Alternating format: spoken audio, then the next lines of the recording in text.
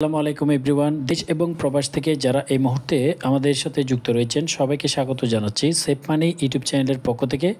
আপনারা সকলেই জানেন সম্প্রতি জুলাই 2025 থেকে জাতীয় সঞ্চয় অধিদপ্তরের পক্ষ থেকে সকল ধরনের সঞ্চয়পত্র এবং পোস্ট অফিসের যে এফডিআর মেয়াদি হিসাব রয়েছে এসব স্কিমের মধ্যে পরিবর্তন করা হয়েছে। মুনাফার হার পরিবর্তন করে কমানো হয়েছে।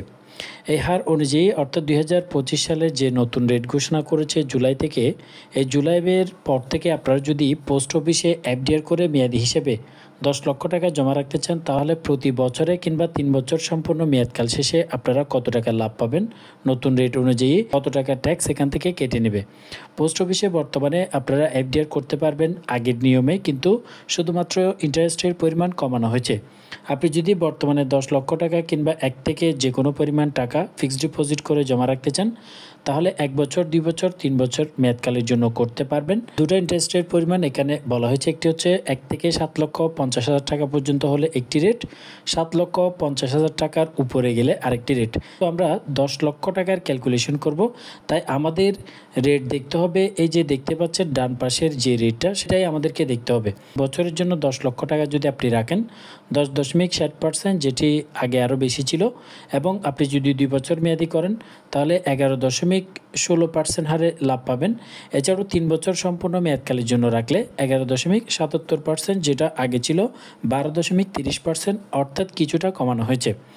এবার আসি প্রথমত 1 বছর মেয়াদকালের জন্য রাখলে কত, 2 বছর মেয়াদি রাখলে কত পাবো, সম্পূর্ণ 3 বছর মেয়াদকাল শেষে যদি আমি টাকাটি তুলি তাহলে কত টাকা লাভ দিবে।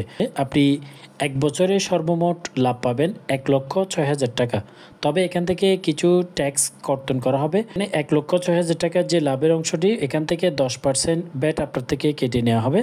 10% ব্যাট কেটে আপনি 95,400 টাকা সর্বমোট লাভ পাবেন 1 বছর সম্পূর্ণ মেয়াদকাল শেষে। যদি এই সেমভাবে 10 লক্ষ টাকা যদি আপনি 2 বছর মেয়াদকালের জন্য রাখেন 11.16% হারে, সেক্ষেত্রে আপনি সর্বমোট লাভ পাবেন 1,11,600 টাকা।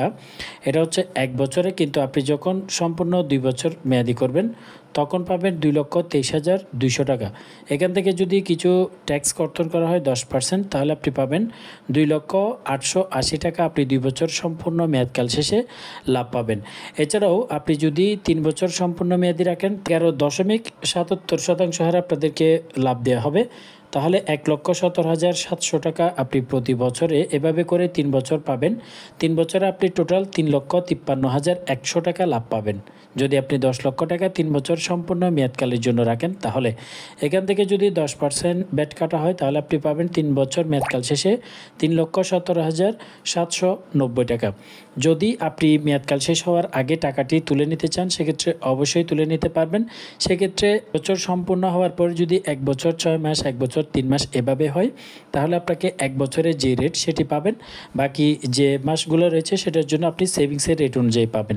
যদি 2 বছর সম্পূর্ণ হয় তাহলে 2 বছরের যে রেট সেটা পাবেন, কিন্তু 2 বছর 1 মাস 2 মাস যদি হয় সেক্ষেত্রে বাকি যে 2 মাস এবং 3 মাসের জন্য প্রফিট সেটা আপনাকে কোনো প্রফিট প্রদান করা হবে না। একক নামে খুলতে চাইলে সর্বোচ্চ 10 লক্ষ টাকা এবং যৌথ নামে সর্বোচ্চ 20 লক্ষ টাকার বেশি ক্রয় করা যাবে না।